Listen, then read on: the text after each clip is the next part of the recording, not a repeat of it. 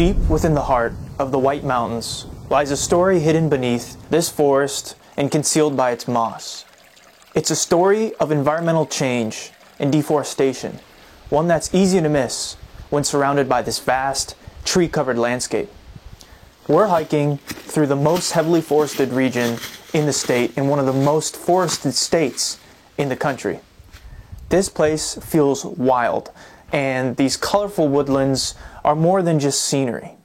They're part of what makes New England feel like New England. But what if I told you that not too long ago, these forests were clear-cut and practically erased from the landscape? When it comes to understanding the region that so many of us call home, few symbols speak as loudly or perhaps as quietly as New England's stone walls. To those of us that live here, they may be easily overlooked, but New England's stone walls are more than just decrepit boundaries. They're lingering scars on this storied landscape that tell the story of a dramatic environmental transformation, one that began with the arrival of European settlers. Over the course of 200 years, between the late 17th and late 19th century, Yankee farmers erased as much as 80% of New England's old-growth frontier forests to create pastures, crop enclosures, and hayfields as far as the eye could see. In a Herculean effort by generations of New England farmers, stones were lifted from crop fields and pastures and brought to the edges of farm enclosures, some tossed into crudely stacked piles, others deliberately laid into walls. But today, the vast majority of those 18th and 19th century Yankee farms have long been abandoned. The stone walls that once outlined their crop fields and livestock enclosures have been overtaken by the forest, enveloped by roots, bearded by lichen, and encrusted with moss. While many of these walls have been hidden by forest and Father Time, the story that these walls tell is not one we can forget. They serve as a lasting reminder of our destructive relationship with the natural world and the heavy footprint we've left on it.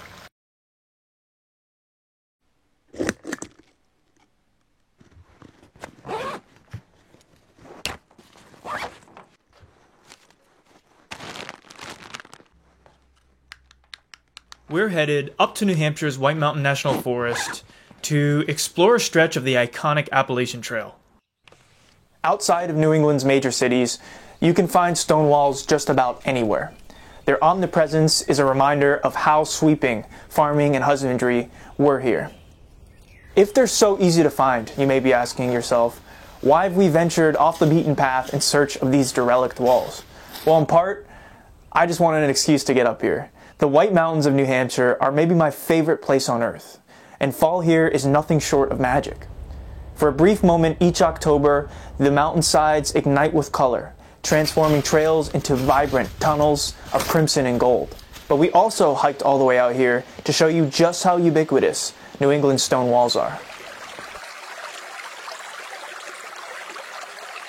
The White Mountains are one of New England's few remaining wild landscapes. This national forest spans 800,000 acres and protects everything from mixed hardwood forests at lower elevations to super fragile and pretty unique alpine ecosystems atop iconic mountains like Mount Washington. The White Mountains are a certified four-season outdoor mecca, renowned for their rugged wilderness areas and steep fall-line trails. But even out here, along lesser-traveled stretches of the Appalachian Trail, stone walls crisscross through these woods. While some of the stone walls we hunted for along this section of the AT, we meticulously scouted. We looked on GIS and LiDAR imaging to find the walls. This discovery is something we had no idea was here. This is what could be a root cellar or an old foundation. It's pretty boxed. We'll show pictures of it from the LiDAR that we picked up. But finding something like this in the woods, I mean, it's really just special.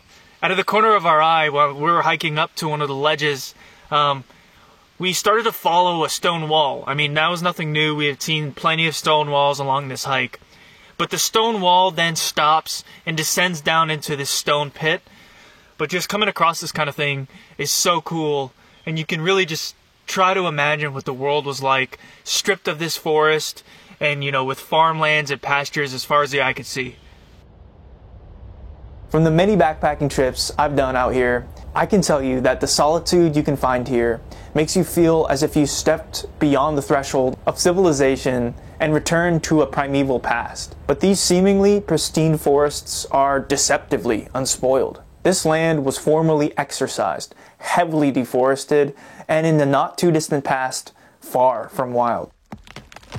Rampant deforestation came at the hands of determinedly self-sufficient post-colonial Yankee farmers. The once wild frontier forests were clear-cut to create pastures, crop enclosures, and hayfields. In place of old-growth forest, a vast network of walls were erected to outline crop fields and manage livestock. To give you an idea of how widespread the transformation from forest to field was, beneath these colorful autumn hillsides, it's estimated that there are over 100,000 miles of stone walls. And to put that number into perspective, across all of the United States, there are 160,000 miles of railroad tracks. As settlers cleared vast tracts of the forest to make way for farming and forcing indigenous people out of their ancestral homeland, the land was transformed in ways that were both expected and surprising. With every felled tree and every field plowed, the soil revealed an unexpected challenge: stone. The more settlers cleared their land, the more of these would disappear. But why? To answer that question, we've got to take a journey back thousands of years to a time when all of what is New England lay buried beneath massive sheets of ice.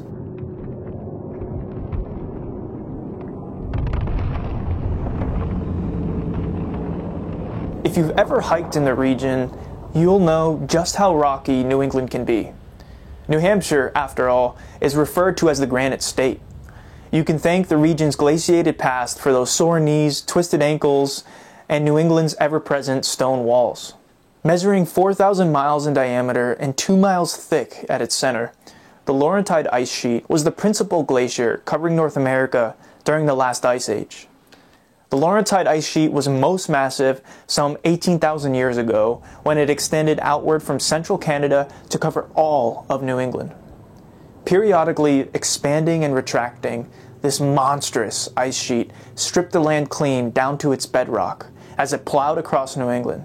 As it slowly melted and retreated to the north, the ice sheet left behind geological tracks that are practically impossible to miss. Take, for example, Cape Cod, a uniquely shaped landform created by glaciers during the last ice age. The Cape is a terminal moraine, a buildup of debris left at the edge of a glacier. As the glacier retreated, it deposited sediment like sand, gravel, and rock in a curved arc shaped by the glacier's movements. Across the interior of New England, retreating glaciers left behind an abundance of rock that had been pulled, plucked, and carried across the landscape. The largest of these glacial artifacts, called glacial erratics, can be the size of buildings and have become landmark boulders in many areas across New England. The post-glacier landscape was barren, much of it stripped down to the bedrock. Over the course of centuries, forests reclaimed the barren land, hiding geological clues of glacial retreat beneath layers of green. But beneath this seemingly untouched wilderness lay the remnants of an ancient ice age,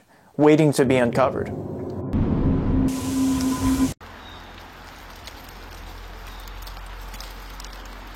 Then came the European settlers, bringing with them not only tools and livestock, but a vision of the land extremely different from the one shaped by time, glaciers, and the historic inhabitants of the region. The agricultural practices brought by English settlers, mainly husbandry, fundamentally changed New England's landscape.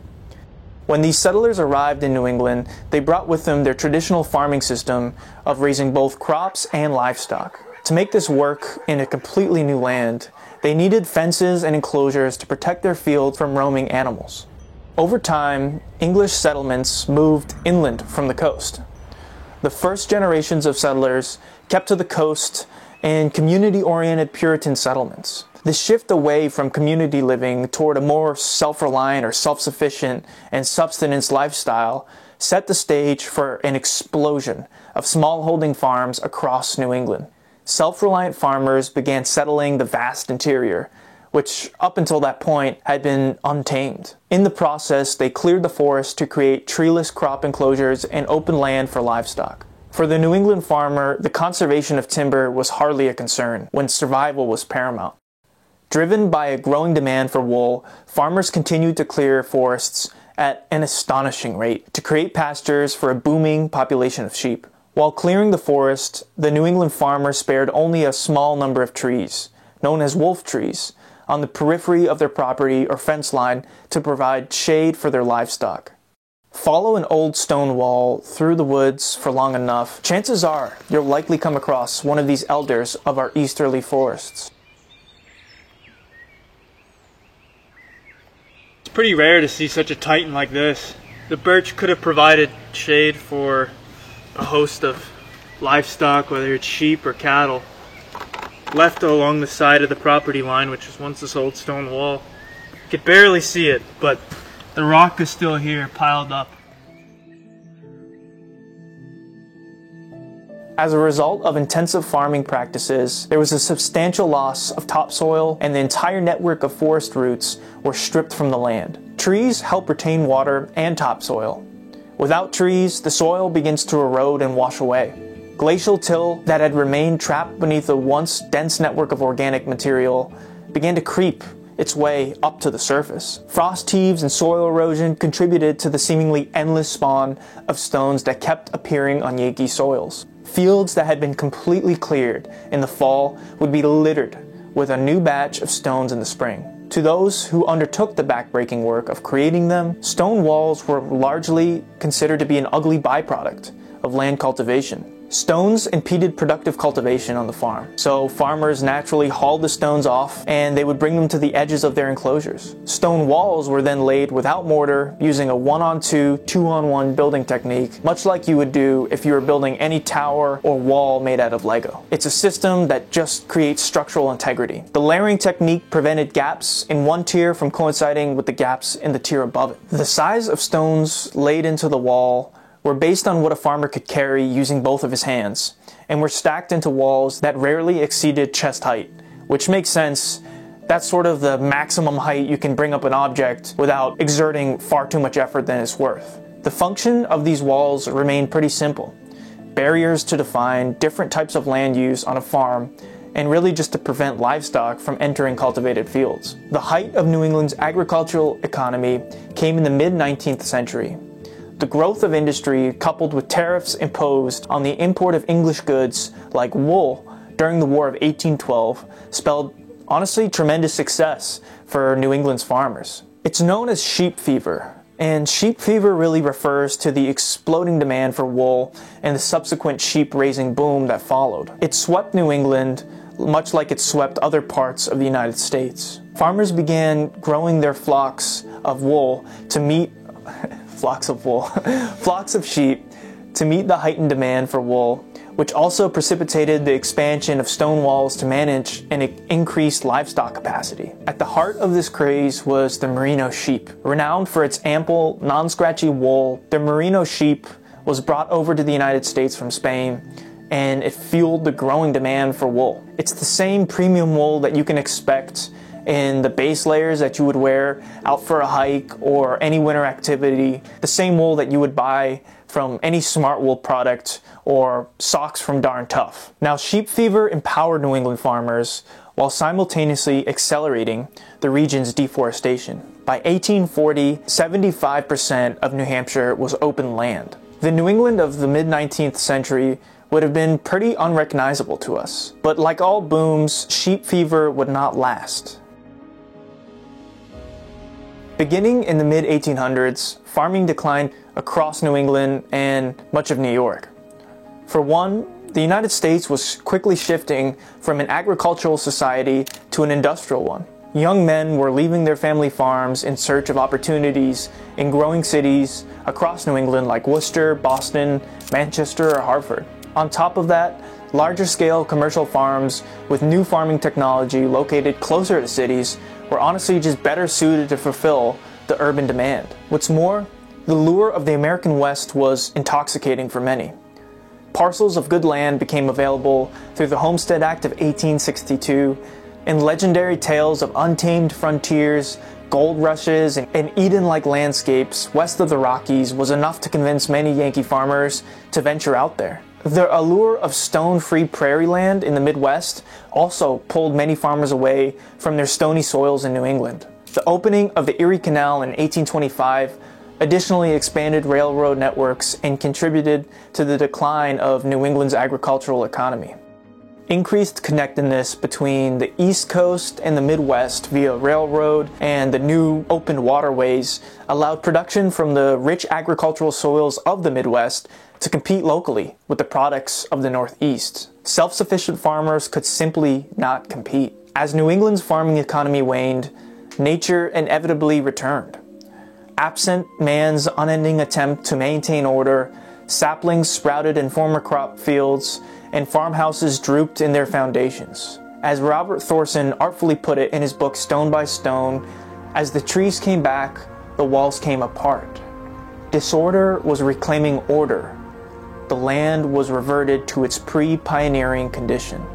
Stone walls serve as an enduring symbol of our ability to completely reshape the natural world. But they also remind us of nature's inevitability. She will ultimately reclaim all that we've borrowed from her.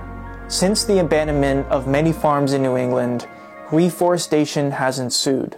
The secondary forests that blanket the region today, full of beech, maple, hemlock, feel honestly like old growth to us. The decline of small-scale farms coupled with the rise of industrialism undoubtedly contributed to the reforestation of New England, but so too did the rise of conservation and the conservation movement as a whole. No longer deeply constrained by the pressures of survival and scarcity, today we can look at New England's natural landscape very differently, not as a commodity, but as a home that must be protected and conserved. We will never experience the forests that early European settlers witnessed centuries ago. But if we continue to conserve forests and protect our mature trees, maybe future generations will.